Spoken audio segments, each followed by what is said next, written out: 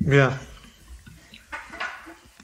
Un des thèmes que l'on trouve à Qumran et qui se retrouve dans le Nouveau Testament et dans l'Église, c'est le dualisme.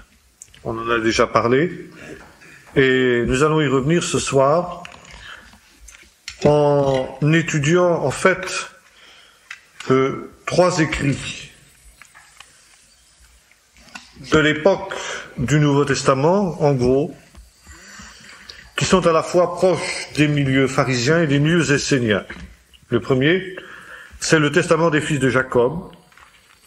Le deuxième, c'est le testament de Nephtali, donc 2 livres apocryphes. Ah, on commence juste.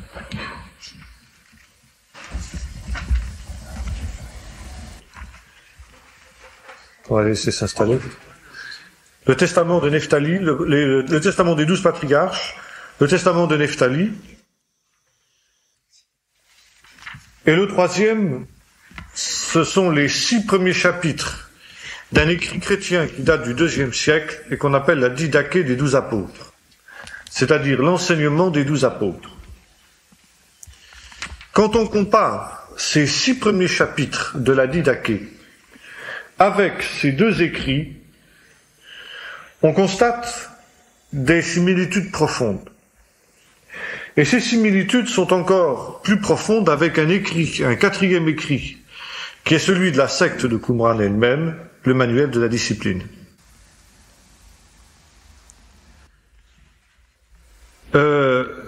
Les 2 premiers écrits, c'est-à-dire le testament des 12 patriarches et le testament de Nephtali, sont très proches de l'esprit de la secte, bien qu'ils n'aient pas été écrits par la secte.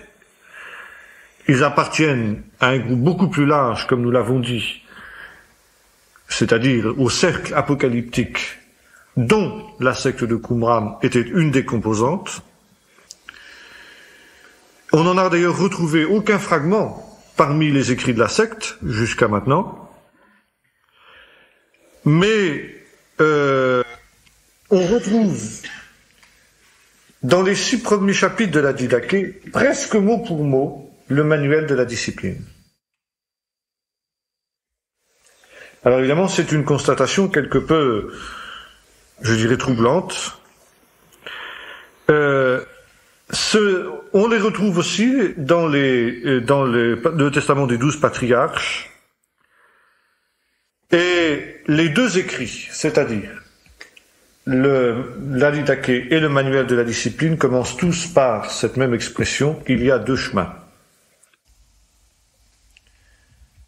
Ce qui laisse à penser que la Didaché, qui est un écrit chrétien du IIe siècle, en fait, a été repris par un auteur, plutôt l'auteur de cet écrit, a repris un document beaucoup plus ancien qui datait de l'époque du Nouveau Testament et qui avait pour titre « Il y a 2 chemins ».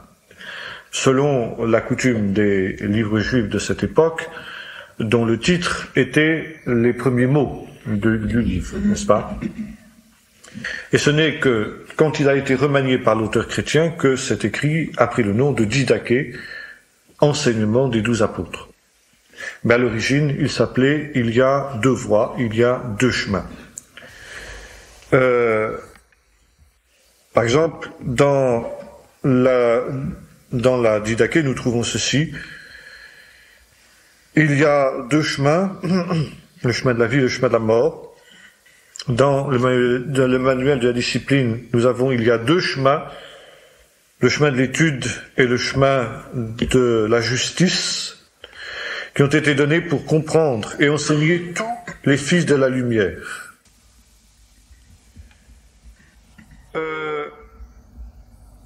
Dans la Didaché en particulier, il est question de ce texte que nous trouvons dans le livre du Deutéronome, que nous retrouvons aussi quelque peu revu par Jésus dans le Nouveau Testament, sur les dernières paroles que Moïse a adressées au peuple avant sa mort, en lui disant « J'ai mis devant toi 2 chemins, le chemin de la vie et le chemin de la mort, le chemin de la bénédiction et le chemin de la malédiction, choisis la vie afin que tu vives. » C'est un thème que nous retrouvons également dans le Nouveau Testament, dans une parabole de Jésus, où Jésus analyse les caractéristiques de ces deux chemins. Le chemin de la mort, dit Jésus, est un chemin large et facile, auquel on accède par une porte large, et sur laquelle il y a de nombreuses personnes qui marchent. Le chemin de la vie, au contraire, est un chemin qui monte étroit et resserré, et qui commence par une porte qui est aussi extrêmement étroite. Il y en a peu, dit Jésus, qui la trouvent. En tout cas, c'est basé sur ce même dualisme que celui qu'on trouvait dans les cercles apocalyptiques de cette période-là. On la retrouve jusqu'au Moyen-Âge, d'ailleurs, dans les écrits juifs de toute cette période-là. Mais je passe sur un certain nombre de textes que l'on trouve dans les écrits juifs jusqu'à l'époque du Moyen-Âge. Mais ce qui est important ici, pour nous, pour notre propos aussi, c'est l'expression sous laquelle les premiers chrétiens, désignaient,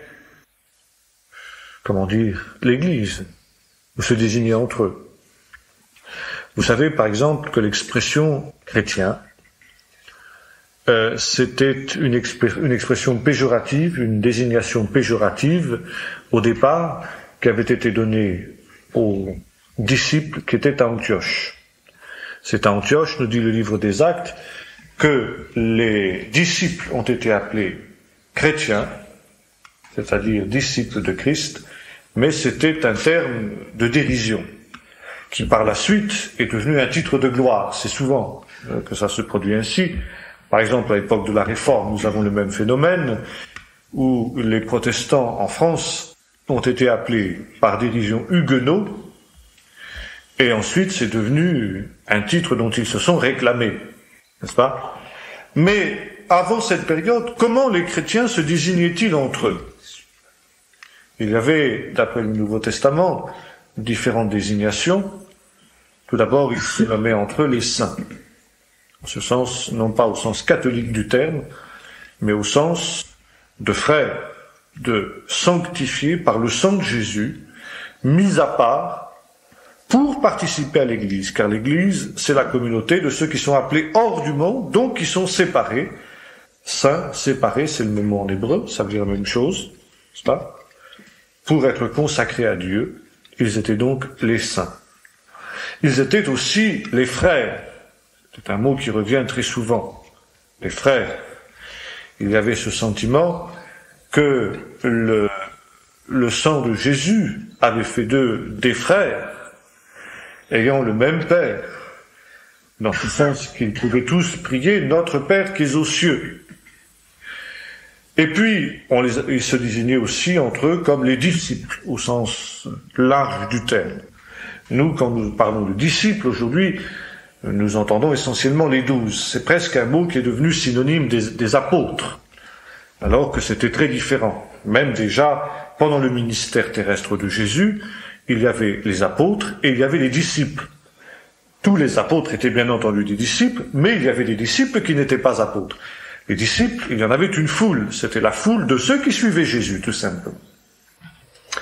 Maintenant, les apôtres, ou les premiers chrétiens, disons, désignaient ce que nous appellerions, nous, aujourd'hui, la religion chrétienne, qui était un terme impensable à l'époque. Religio, c'était un terme romain, c'était un terme latin, et jamais, n'est-ce pas, les premiers chrétiens n'ont eu le sentiment qu'ils étaient adeptes d'une nouvelle religion du tout. Ils se définiront, ou on les définira comme une secte. C'est intéressant dans notre contexte actuel, au sens juif du terme, au sens où l'on parlait de la secte des pharisiens, où l'on parlait de la secte des sadducéens, et par conséquent de la secte des Esséniens, si l'on en croit Joseph. Maintenant, le terme secte n'a pas la nuance péjorative qu'il a aujourd'hui. Ce serait équivalent, si vous voulez, de ce que nous appellerions aujourd'hui des tendances. N'est-ce pas? Il y avait différentes manières d'adorer le Dieu d'Israël en Israël, qui toutes étaient légitimes. Le pharisaïsme, jusqu'à la destruction du temple, n'était pas plus officiel que l'essénisme, par exemple. Et voilà que dans ce contexte, une nouvelle manière d'adorer Dieu apparaît, c'est le christianisme, qui ne s'appelait pas ainsi à l'époque. Et comment désignait-on cette manière d'adorer Dieu? La voie, le chemin.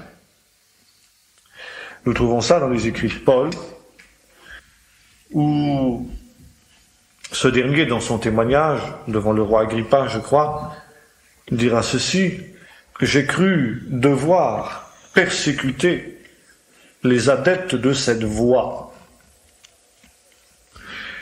Dans les épîtres à Timothée, il parle des derniers temps et dit que dans ces temps-là, un certain nombre de faux docteurs et de faux prophètes paraîtront, qui feront en sorte que la voie de la vérité soit blasphémée. Suivre la voie ou s'attacher à la voie, c'était en quelque sorte devenir chrétien. C'était se convertir au christianisme, s'attacher à la voie.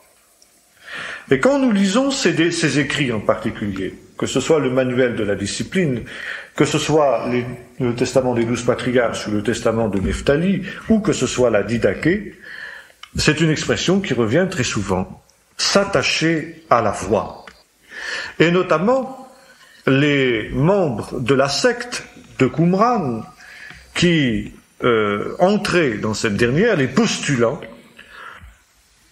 faisaient vœu de choisir la voie de la vérité, d'aimer la voie de la vérité et de s'attacher à la voie de la vérité.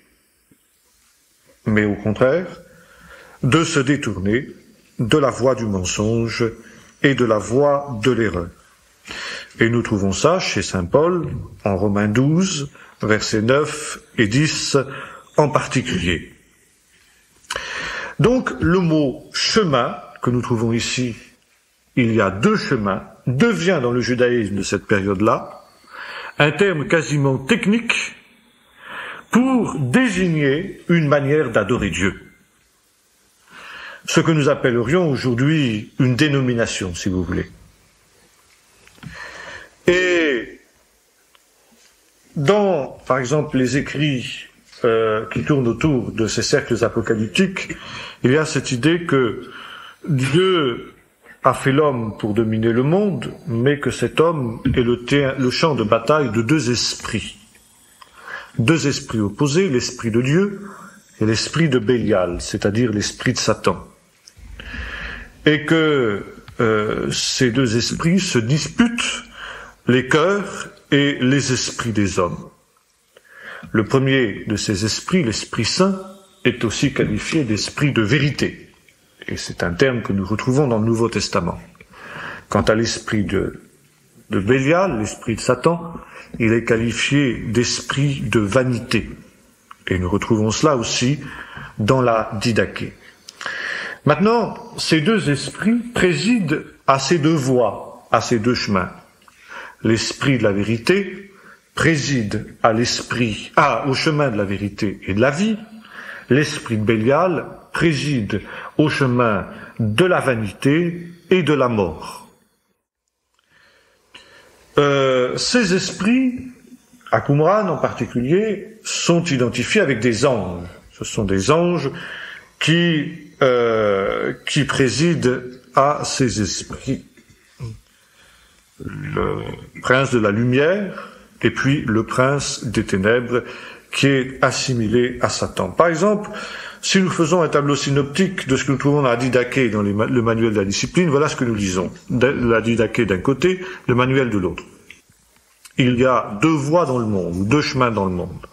Manuel, voici les deux voies qu'il y a dans le monde. la voie de la vie, un enseignement qui se transmet, le manuel, la voie qui conduit à la pratique des bonnes œuvres, les œuvres des justes, Didaché. La voie de la mort suit une liste de péchés qui conduisent à la mort, manuel de la discipline. Les péchés qui sont cités, qui recevront leur juste châtiment et qui entraîneront finalement le sort funeste des méchants. Et les deux ouvrages, le manuel de la discipline et la Didaché, se terminent par ce que l'on appelle dans le judaïsme jusqu'à aujourd'hui la règle d'or. Qu'est-ce que c'est que la règle d'or? C'est une allusion à un incident de la vie d'un rabbin célèbre, qui s'appelle Hillel, qui vivait un siècle avant Jésus-Christ à peu près, et qui est le fondateur d'une école d'interprétation de l'écriture, avec un de ses collègues de la même époque qui s'appelait Shammai. La caractéristique de l'école de Hillel, ou de Hillel lui-même, de la personne d'Hillel, c'est que c'était un homme très doux, tandis que Shammai était réputé comme étant un homme beaucoup plus rigoriste. Et un jour, est arrivé auprès de Shammai un guerre, comme on appelle, c'est-à-dire un prosélyte, un païen qui voulait se convertir au judaïsme. Il dit, écoute, voilà, je veux me convertir au judaïsme, mais je veux pas passer un temps formidable à étudier la Bible. J'ai pas le temps, j'ai mes affaires, etc. Donc, je veux que tu m'enseignes toute la Torah pendant que je me tiendrai sur un pied. Alors, Shammai lui a dit, mais c'est pas possible, il l'a renvoyé. Alors, le prosélyte en question est allé voir Hillel, et il lui a fait la même demande. Il lui a dit, voilà, je veux que tu m'enseignes toute la Torah pendant que je me tiendrai sur un pied. Hillel lui a dit, pas de problème, vas-y, mets-toi sur un pied. Alors l'autre s'est mis sur un pied, et il dit, voilà, ne fais pas aux autres ce que tu ne voudrais pas qu'ils te fassent. Ça, c'est toute la loi. Tout le reste, ce n'est que des commentaires. Et depuis cette période, c'est ce que l'on appelle dans le judaïsme la règle d'or. Parce que c'est le résumé de toute la Torah. C'est considéré comme le résumé de toute la Torah. Et ce n'est pas non plus par hasard que nous retrouvons cette règle d'or dans le sermon sur la montagne, où Jésus, à l'inverse d'Hillel, le mettra à la forme positive, c'est-à-dire au lieu de dire « ne fais pas aux autres ce que tu ne voudrais pas qu'ils te fassent », il dit « tout ce que vous voulez que les hommes fassent pour vous, faites-le de même pour eux, car c'est la loi et les prophètes », c'est-à-dire c'est le résumé de toute la parole de Dieu. Jésus reprend ici à son compte ce qui était en quelque sorte le résumé de tout le judaïsme, en particulier auprès du monde païen. Et ces deux écrits se terminent par cette mention, n'est-ce pas, de la règle d'or. La règle d'or, qui était aussi considérée comme la voie par excellence, la voie de la justice, la voie de la vérité, la pratique de cette règle d'or qui permettait donc d'obtenir la vie éternelle. Par exemple, voilà ce que nous trouvons au sujet de la règle d'or dans le testament de Nephtali. Alors, c'est Nephtali qui parle. Nephtali leur dit à ses fils rassemblés autour de son lit de mort, « Je vous ordonne non pas quelque chose d'impossible, mais une chose facile que vous pouvez tous faire. Il s'agit de craindre Dieu, de l'adorer, et voilà le mot important, de s'attacher à lui. » Encore une fois, nous retrouvons l'expression « s'attacher à Dieu, à la voie ». Dieu n'a d'obligation envers aucune de ses créatures, ce sont ces créatures qui en ont vis-à-vis de lui, pour que ces créatures ne fassent pas aux autres ce qu'ils ne voudraient pas qu'on leur fasse. Donc nous retrouvons ici aussi la règle d'or. Par conséquent, tous ces différents écrits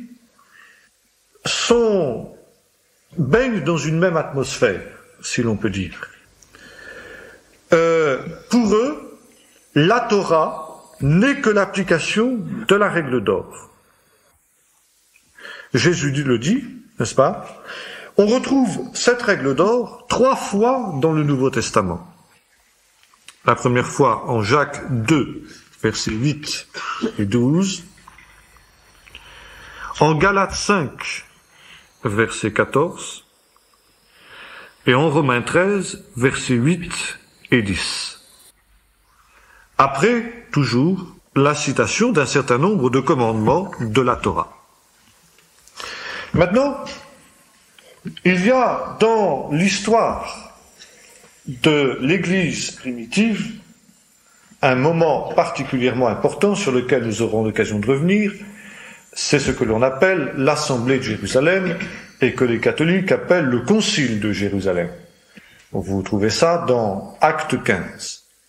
C'était cette assemblée qui avait été un tournant décisif pour l'Église, car il s'agissait de savoir à quelles conditions on allait accueillir les païens qui se convertissaient. Il y avait d'une part eu cette conversion extraordinaire de Corneille et de tous ceux qui étaient dans sa maison, et qui avait amené l'évocation de ce problème, et par la suite, la prédication d'un certain nombre de gens qui avaient été dispersés de Jérusalem à Antioche, qui s'étaient adressés à des non-juifs, en sorte que l'église d'Antioche s'était très vite trouvée composée d'une majorité de non-juifs. Or, la question se posait, pour les premiers chrétiens qui étaient tous juifs, de savoir qu'est-ce que nous allons faire de ces gens-là.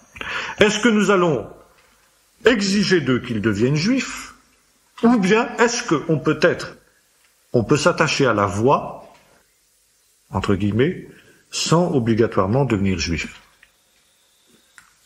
Pour nous, ça nous semble un problème qui nous est totalement étranger, celui-là, tant il est évident pour nous que l'on peut être chrétien sans être juif. Pour les premiers chrétiens qui étaient tous juifs, c'était pas évident. C'était même le contraire qui était plus évident. Et le problème a été débattu à Jérusalem au cours de cette fameuse conférence, après avoir cherché la direction de l'Esprit Saint. Allons-nous les circoncire, c'est-à-dire allons-nous exiger d'eux qu'ils deviennent juifs et qu'ils prennent ce que l'on appelait dans le judaïsme de l'époque le joug de la Torah. N'est-ce pas?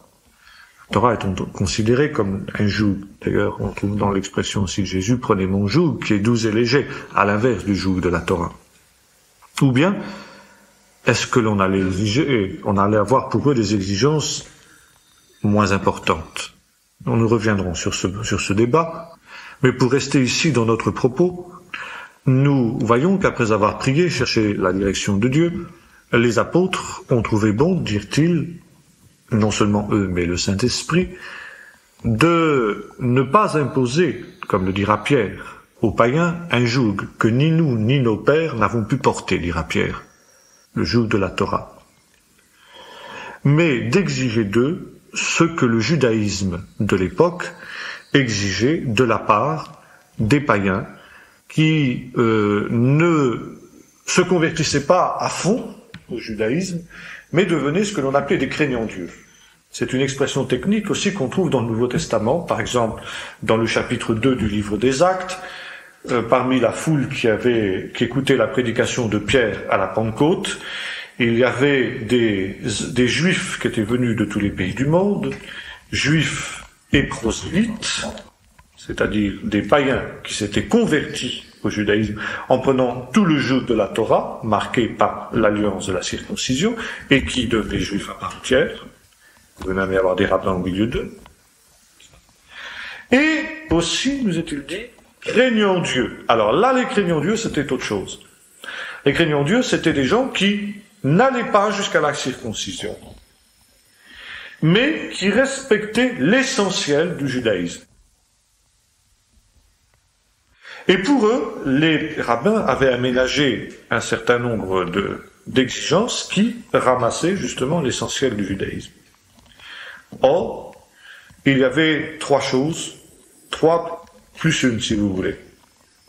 Il y avait d'abord des exigences légales, s'abstenir de l'idolâtrie, c'est évident. La base de la religion d'Israël, c'est le monothéisme. Alors l'idolâtrie sous toutes ses formes, c'est-à-dire évidemment se prosterner devant des idoles, mais également non seulement offrir des sacrifices à des idoles, mais consommer des viandes qui avaient été sacrifiées à des idoles. Et l'on sait, en lisant par exemple la première épître aux Corinthiens, combien cette question des viandes sacrifiées aux idoles a été une question difficile pour l'Église primitive. Deuxièmement, s'abstenir de consommer du sang. On trouve ça dans les Actes. Les animaux étouffés, c'est-à-dire non saignés. L'impudicité, troisièmement. L'immoralité était un vice particulièrement répandu chez les païens à cette époque-là. Il n'y a pas qu'à cette époque-là. Les païens de tous les temps se ressemblent en cela. Et le propre des Juifs, c'était que justement, ils avaient une vie morale. Et par conséquent, l'exigence minimale qui était mise pour les païens, qui se convertissaient, c'était de s'abstenir de l'immoralité, mais aussi des liaisons illicites que nous trouvons évoquées dans le Lévitique, c'est-à-dire des mariages consanguins. Et enfin, on ajoutait à ces trois principes la règle d'or. Ne faites pas aux autres ce que vous ne voudriez pas qu'on vous fasse. Et quand nous lisons le livre des Actes, au chapitre 15 en particulier, nous voyons que c'est exactement ce qui a été décidé.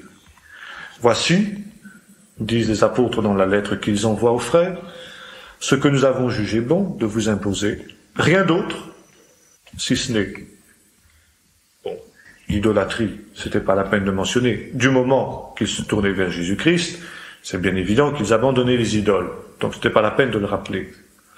Mais de vous abstenir donc des viandes sacrifiées aux idoles, des animaux étouffés, du sang, de l'impudicité. Et dans certains manuscrits, nous avons une phrase, ou un membre de phrase, qui n'apparaît pas dans la plupart des manuscrits, mais qui est sûrement authentique. Et que vous ne fassiez pas aux autres ce que vous ne voudriez pas qu'ils vous fassent. Le rappel de la règle d'or. Et il est vraisemblable que la lettre qui a été envoyée par les apôtres devait comporter ce résumé de la Torah, cette exigence de base que Paul rappellera aux Galates. Car Paul leur dit ceci, la loi n'est pas contre ces choses, mais que précisément c'est au contraire la loi d'amour que l'accomplissement de cette règle d'or.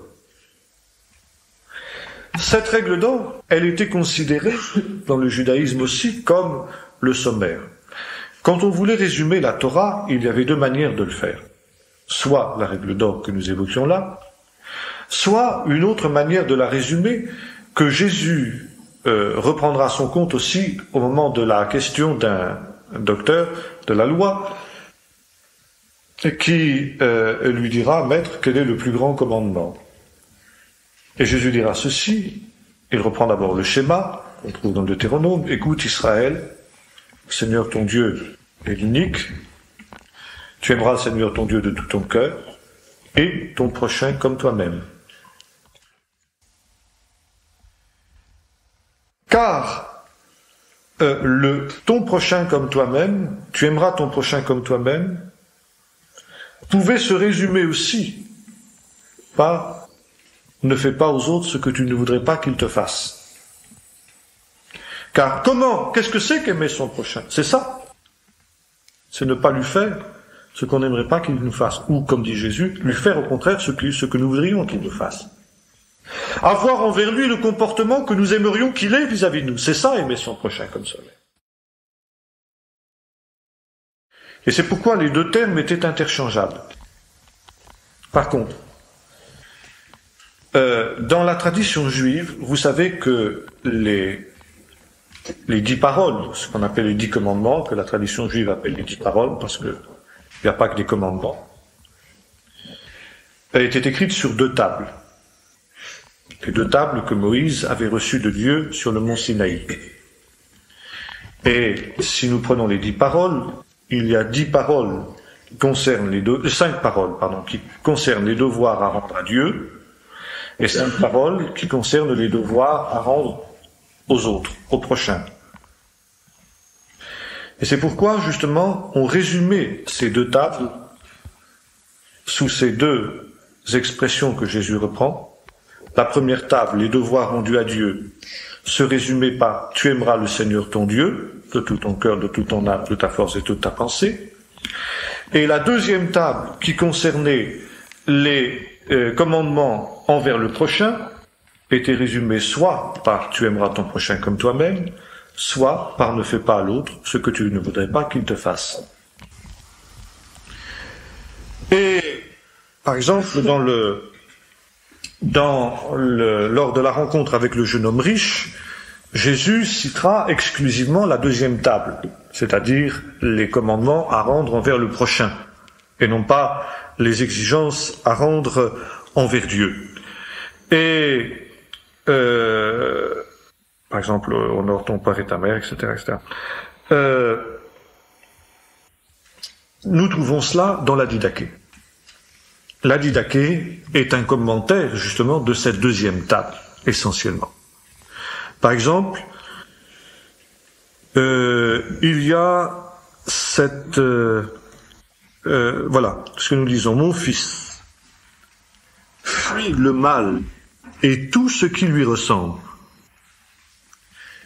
Et qu'est-ce que c'est que le mal et tout ce qui lui ressemble? Eh bien, il y a essentiellement 5 péchés. Pourquoi? Parce qu'il y a 5 exigences envers le prochain. Et ce sont le contraire. C'est la violation des 5 commandements, que ces 5 péchés qui mènent à la mort et qui sont la voie de la mort. Par contre, s'attacher à la voie, ce sera s'attacher justement à l'écoute de ces commandements, et notamment, comme nous disions, à l'amour du prochain. Alors, il y a le mal et ce qui ressemble au mal. Alors, le mal, ce sont les 5 péchés qui violent explicitement la deuxième table, et ce qui ressemble au mal, eh bien, ce sont 5 autres manquements, mais qui sont plus du domaine, comment dirais-je, de l'intention, de la pensée, et non pas tant de l'acte. Et c'est quelque chose que nous retrouvons dans le Sermon sur la montagne, où Jésus, justement, discute des commandements de la deuxième table, également.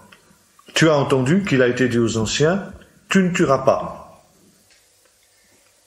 La voie de la mort, c'est tuer son prochain.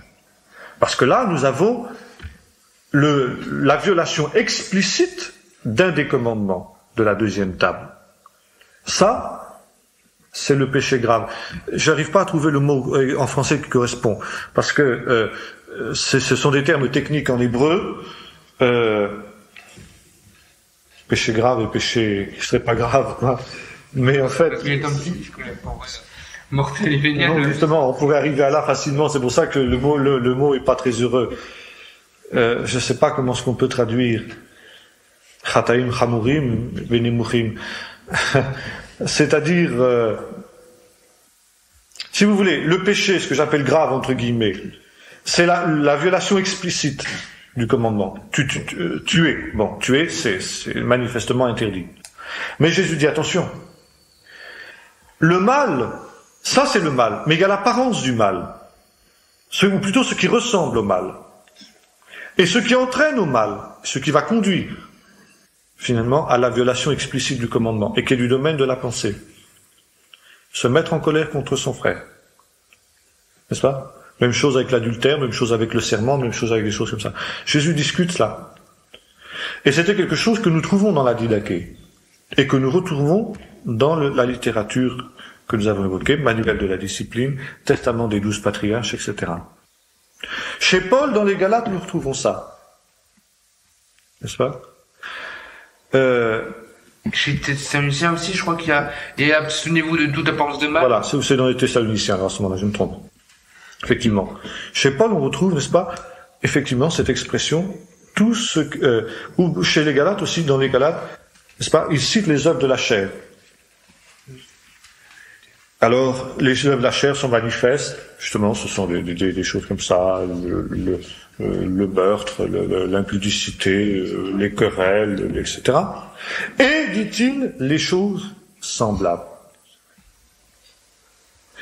Et il y avait cette pensée, dans tous ces milieux apocalyptiques à cette époque-là, que il ne suffisait pas, en quelque sorte, d'avoir une pratique extérieure, mais qu'il y avait aussi quelque chose au niveau de la pensée qui était important. Par exemple, voici ce que nous trouvons dans un de ces documents.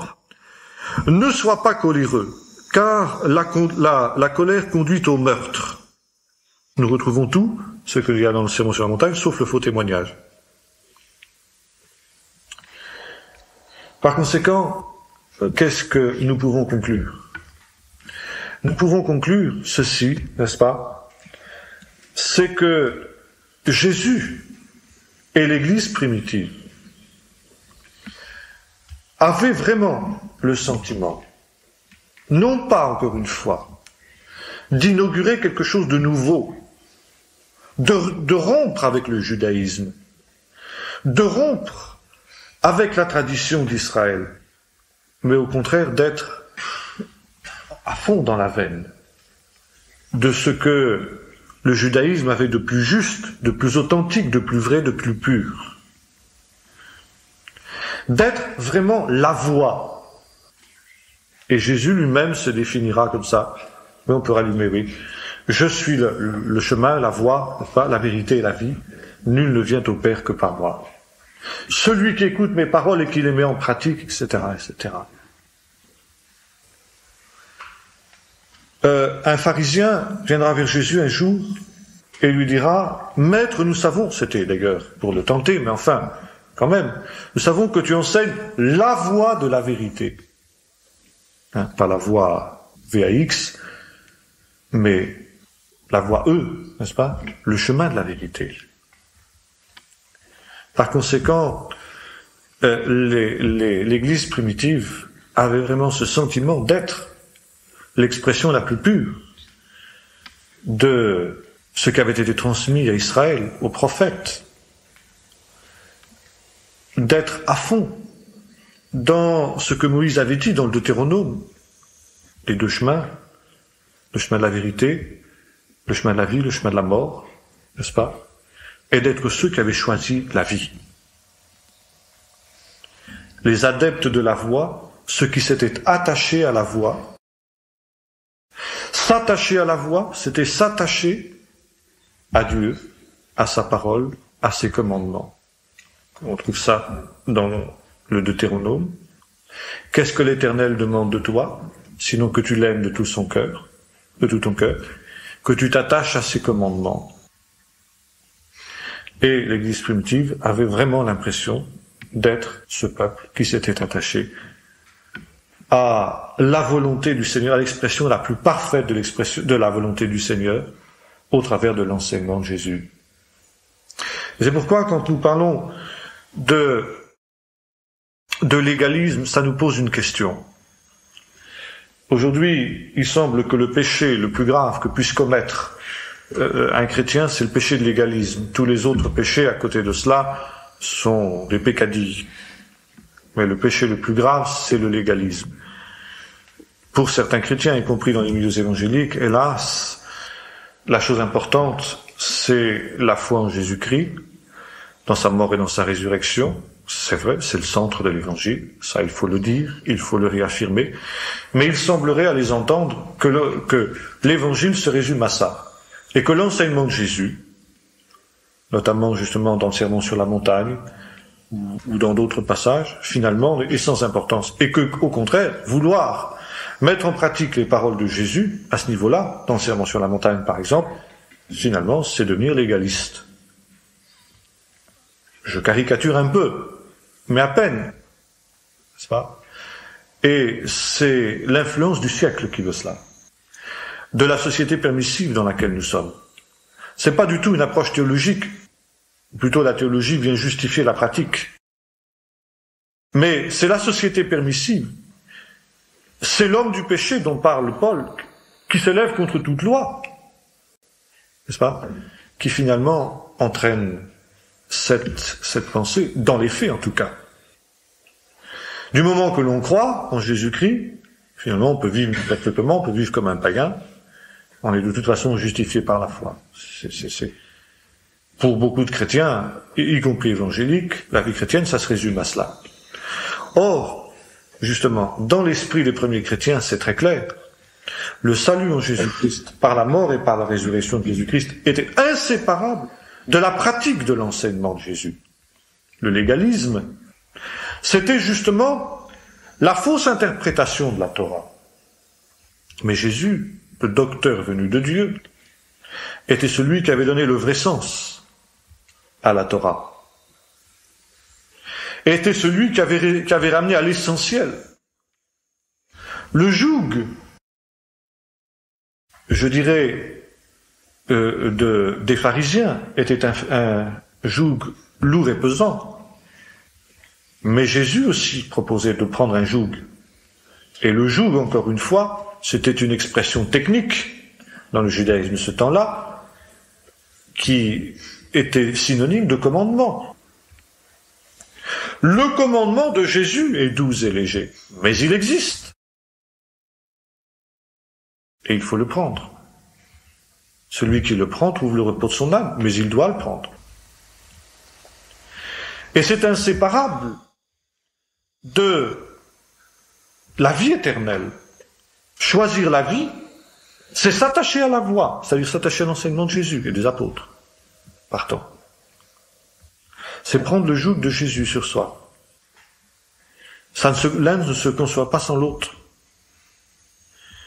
Et par la grâce qu'il donne, par la puissance de l'esprit de vie, qui conduit sur cette voie-là, et Jésus l'avait dit, il vous conduira sur le chemin de la vérité, vous montrant le chemin de la vérité.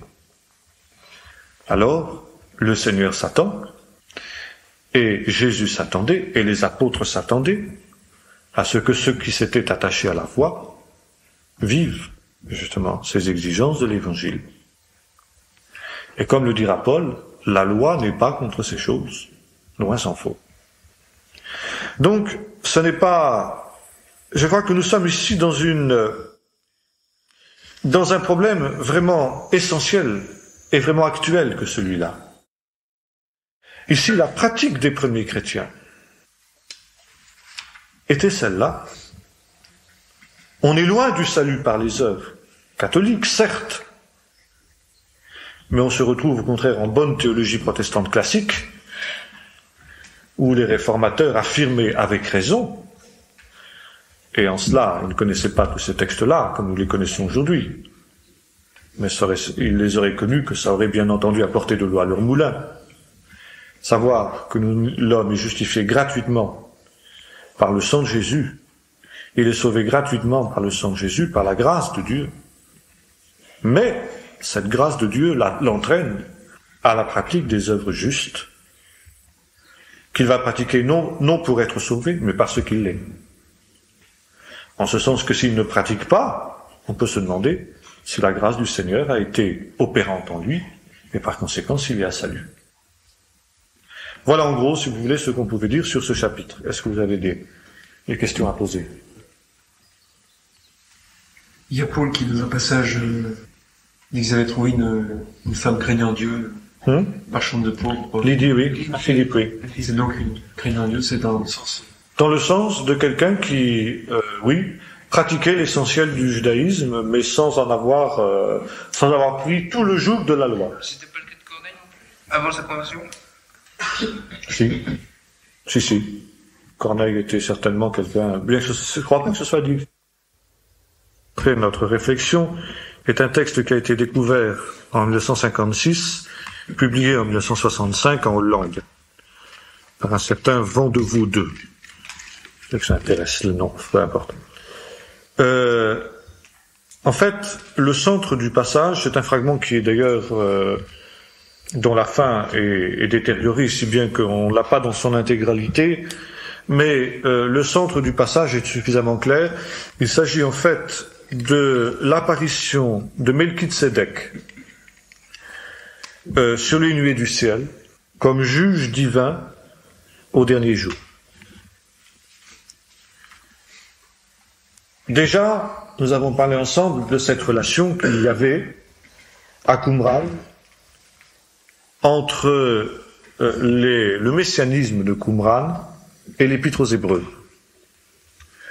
avec la vision des trois messies qu'il y avait à Qumran, le messie royal, le messie sacerdotal et le prophète des derniers jours.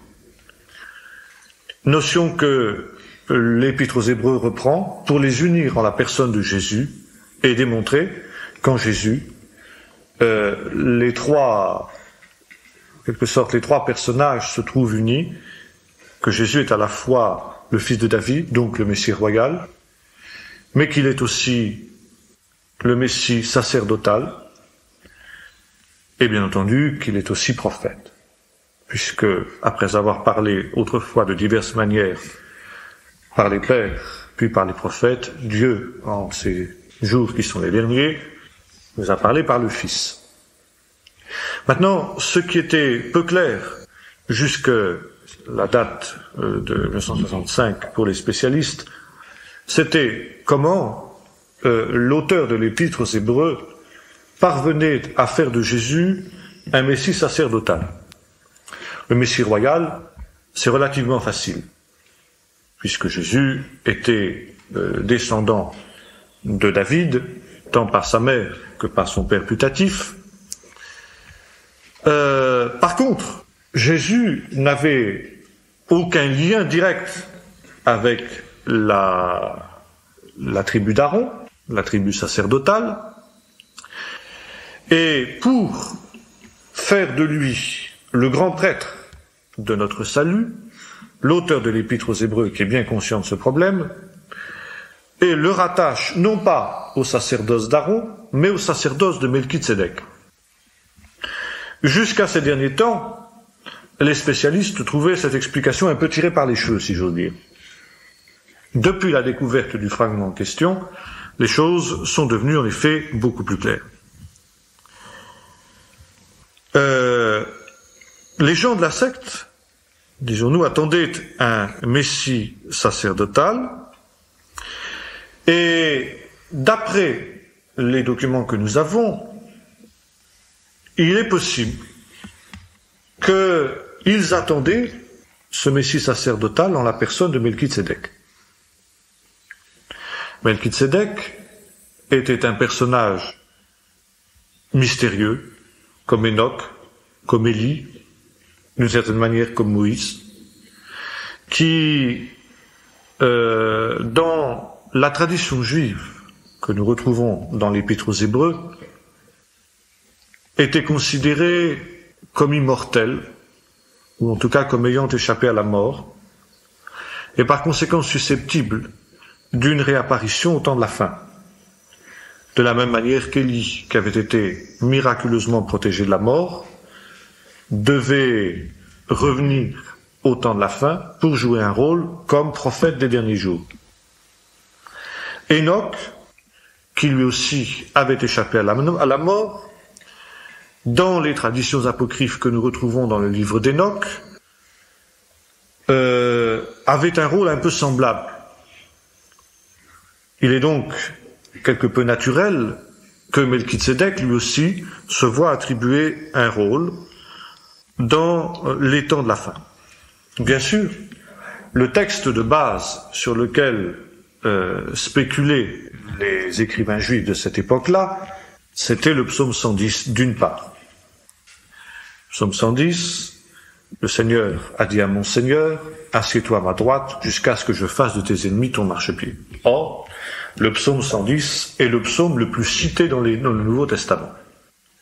C'est le psaume sur lequel on revient toujours, que ce soit par Jésus lui-même, ou bien que ce soit par les actes. Il n'est pas jusqu'au texte fameux hymne de Philippiens 2, n'est-ce pas, Jésus qui existait en forme de Dieu, n'est-ce pas, qui n'a pas regardé comme une proie d'être égal à Dieu, c'est pourquoi Dieu l'a souverainement élevé, qui ne soit finalement une sorte de paraphrase des premiers versets du psaume 110.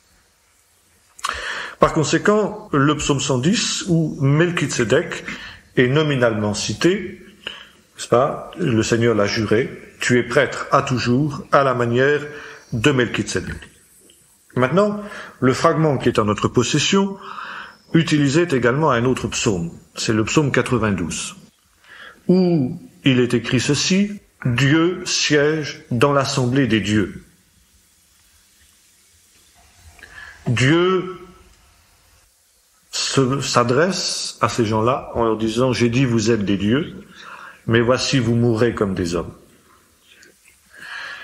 C'est un psaume aussi qui va être cité dans le Nouveau Testament par Jésus, en relation d'ailleurs avec le psaume 110, quand il demande aux pharisiens de lui dire de qui le Messie est le Fils. Et donc Jésus répond, il répond de David, il répond, mais comment se fait-il que David dit s'adresse à un personnage, le Messie, en lui disant, eh bien, le Seigneur a dit à mon Seigneur, comment peut-il appeler Seigneur celui qui serait son fils? Il ne veut pas par là nier que le Messie soit fils de David, mais il veut montrer par là que le Messie est plus grand que David. Et que la simple filiation humaine davidique ne suffit pas pour expliquer l'origine du Messie. Puis, lorsque on l'accuse de s'être fait Dieu, il dira, mais, en citant le psaume 92, comment se fait-il que l'Écriture s'adresse à des hommes en disant, j'ai dit vous êtes des dieux? Et précisément, le judaïsme de cette époque-là avait réfléchi sur ce problème et avait conclu la chose suivante. Ici, il s'agit d'une image. En fait, nous trouvons un commandement dans Exode 22, verset 27, qui permet de comprendre ce texte, où il nous est dit « Tu ne maudiras pas Dieu ».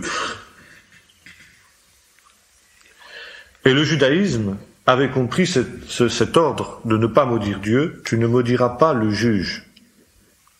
Car le juge est celui qui juge de la part de Dieu, qui tient la place de Dieu. Juger, c'est exercer une fonction divine.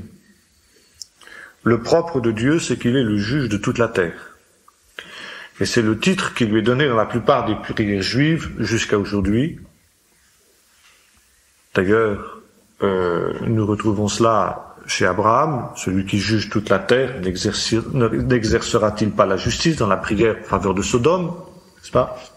Ribono shel olam, souverain, juge de l'univers. C'est l'expression qu'on trouve très souvent dans les prières juives. Par conséquent, le psaume 92 met en scène un certain nombre de juges. De juges que l'Écriture appelle des dieux, et qui ont été infidèles à leur mission, qui n'ont pas jugé selon la pensée de Dieu, et qui se trouvent en jugement, en face d'un juge suprême. Lequel juge suprême n'est pas Dieu, mais Melchizedek. Parce qu'il est dit de Melchizedek, assieds-toi à ma droite jusqu'à ce que je fasse de tes ennemis ton marchepied. Pour les rabbins juifs de cette période-là, c'était la même scène, en quelque sorte. Dans les deux cas, une scène de jugement. Et Melchizedek était donc ce juge suprême. Et alors, il y avait un troisième texte auquel le fragment en question fait allusion, c'est Daniel 7. Daniel 7, dans les visions où ce dernier voit les bêtes, vous savez, qui représentent les empires païens, puis le 4e empire qui est détruit, et lorsque ce 4e empire, cette 4e bête terrible, la bête, l'antichrist, etc., est détruite. Je regardais, dit-il, et on plaça un trône, et l'Ancien des Jours s'assit sur le trône. Le milieu le servait, c'était enfin une voie la cour céleste. Puis je vis s'avancer sur les nuées du ciel quelqu'un qui ressemblait à un Bar-Nacha, en araméen. Le texte est en araméen, Daniel 7. Vous savez que Daniel est à la fois en araméen et en hébreu. C'est-à-dire un fils d'homme, ou le fils de l'homme. On lui remit le jugement. Le fils d'homme en question, fils d'homme, ça peut vouloir dire tout simplement homme. Hein? Par exemple, aujourd'hui encore en hébreu, pour dire ce qu'on appellerait, comme on dirait nous aujourd'hui un bonhomme. Le bonhomme là-bas, on dira Ben Adam, le fils de l'homme, si vous voulez. Hein? Le fils d'Adam, Ben Adam, le fils d'Adam, très exactement. Adam signifiant homme. Eh bien, donc ça peut signifier tout simplement un homme par opposition aux bêtes. Les bêtes qui étaient des êtres monstrueux, mais voilà, enfin quelqu'un d'humain qui se présente. Mais, dans le contexte, c'est plus qu'un homme quelconque. C'est un homme particulier, un homme prédestiné. Autrement dit, le Messie. Et le fragment en question dit ce Messie, c'est le Melchizedek, qui reçoit de Dieu le pouvoir de juger, auquel Dieu dit « Assieds-toi à ma droite jusqu'à ce que je fasse de tes ennemis ton marchepied ». Maintenant, la suite du fragment n'est pas très claire. Est-ce que, à l'instar de ce que nous trouvons dans l'Épître aux Hébreux, le Fils de l'homme, parce que dans le fond, je crois que c'est là qu'il faut trouver l'origine de ce mot mystérieux que Jésus, ce terme mystérieux que Jésus s'applique à lui-même constamment, qui revient souvent, n'est-ce pas? Le Fils de l'homme. Il aimait employer cette expression pour parler de lui. Ce qui avait l'avantage d'éviter l'expression le Messie, qui aurait été un terme ambigu. Mais il est certain, quand nous lisons maintenant des fragments comme celui-là, que l'expression le Fils de l'homme, à l'époque de Jésus, était synonyme de Messie. Et faisait allusion, d'une manière tout à fait particulière, à une fonction du Messie, une double fonction du Messie. À la fois sa mission sacerdotale et la fonction qui en découle, c'est-à-dire sa fonction de juge. Car si Melchizedek, ou celui qui est prêtre à la manière de Melchizedek, dont il est question dans le psaume 110, encore une fois, le fragment ici n'est pas très clair, si Melchizedek est juge, c'est parce qu'il est prêtre. C'est parce qu'il a été désigné à la prêtrise. Pourquoi? Car quelle était la fonction des prêtres d'après le Lévitique? Outre le fait d'offrir des sacrifices, ils avaient aussi une fonction de juge. Sur la poitrine du grand prêtre, quand il entrait dans le lieu très saint, notamment le Yom Kippour, il y avait ce que l'on appelait le pectoral du jugement. Ce pectoral du jugement était garni de 12 pierres, qui représentaient les 12 tribus d'Israël, et quand il entrait dans le lieu très saint, le prêtre portait avec lui le jugement d'Israël. Et toujours dans le pectoral, il y avait une poche dans laquelle il y avait ce que l'on appelait l'Urim et le Tumim. L'Urim, la lumière, et la perfection. Et l'Urim et le Tumim étaient les sorts sacrés, si vous voulez, qui manifestait les jugements de Dieu. Ainsi, le prêtre n'était pas seulement quelqu'un qui offrait des sacrifices, mais le prêtre était aussi quelqu'un qui exerçait les jugements de Dieu, ou qui manifestait les jugements de Dieu, qui, offrant les sacrifices, demandait d'ailleurs à Dieu un jugement de grâce, mais aussi éventuellement, si l'infidélité était trop flagrante, il pouvait manifester le jugement de Dieu. En outre, le prêtre était aussi quelqu'un qui enseignait la loi au peuple, qui faisait connaître la différence entre le pur et l'impur, entre ce qui était saint et ce qui ne l'était pas, qui indiquait donc, comme nous le disions tout à l'heure, la voie. Et c'est ainsi que nous trouvons dans notre fragment cette expression « au jour du jugement ». Melchisedec siégera sur les nuées du ciel, Bélial et tous les esprits mauvais seront liés, et son sort sera celui des accusés. Melchisedec sera l'exécuteur de la sentence de Dieu.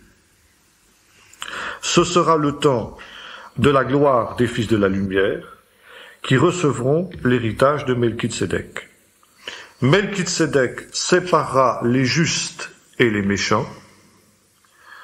Il mettra les justes à sa droite et les méchants à sa gauche. Et là, nous voyons tout de suite ici, effectivement, un rapprochement à faire avec la fameuse vision du Fils de l'homme, du jugement dernier, tel que Jésus l'a dépeint dans Matthieu 25. Le jugement des brebis et des boucs. Et Jésus, ici, emploie dans cette scène l'expression le Fils de l'homme. Lorsque le Fils de l'homme viendra dans sa gloire sur les nuées du ciel, tiens, notre fragment, il s'assiera sur le trône, toutes les nations seront rassemblées autour de lui, il séparera les uns avec les autres, il mettra les uns à sa droite, les autres à sa gauche, comme un berger sépare les brebis et les boucs, il dira aux uns, etc. Les autres aller dans le feu éternel. Bon, nous retrouvons cela.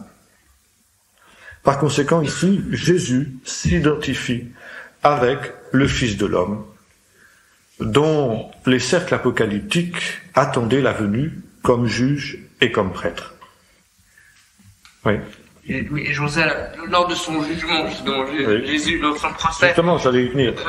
c'est là qu'en face de cette scène-là, que finalement, il se dévoile en tant que Messie, non pas tellement sous une forme royale, mais en tant que parlant comme lorsque le Fils de l'homme viendra, Ouais. avec sa puissance et grande gloire, et il se désigne finalement comme tel, et c'est là que finalement il se dévoile comme le Messie. C'est ça. Là, il y a une scène, à la lumière de ce fragment, il y a une scène extrêmement dramatique au moment du procès de Jésus. Parce que Jésus est accusé. Il est dans la position d'accusé devant ses juges. Et la question qui lui est posée est celle-ci: es-tu le Messie? Jésus répond d'une manière quelque peu ambiguë, parce que Jésus ne court pas au suicide. Il subit ce qu'est la volonté de Dieu pour lui, mais il ne se suicide pas. Et il répond: tu le dis. On dit: c'est toi qui le dis. C'est pas moi qui le dis, c'est toi. Mais je te dis en vérité ceci: c'est que bientôt tu verras le Fils de l'homme venir sur les nuées du ciel pour le jugement. Autrement dit, un jour, les rôles seront renversés. Aujourd'hui, c'est moi qui suis en position d'accusé, et c'est vous qui êtes les juges. Mais au dernier jour, c'est moi qui serai en position de juge, et c'est vous qui serez en position d'accusé. Et évidemment, ça ne plaît pas tellement aux juges qui entendent ça. La réaction qui est la leur va être extrêmement violente. Alors, le thème de Melchisedec, n'est-ce pas, se trouve aussi dans la littérature juive de cette époque, qu'on retrouve dans l'Épître aux Hébreux, comme un personnage surhumain. Par exemple, il est clair que Melchisedec est un personnage préexistant. La préexistence de Melchisedec est évoquée à plus d'une reprise.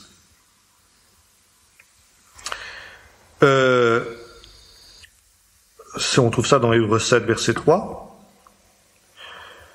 C'est une figure semblable à Enoch et à Élie, nous l'avons dit tout à l'heure, qui n'a pas vu la mort, mais on va plus loin en ce qui le concerne.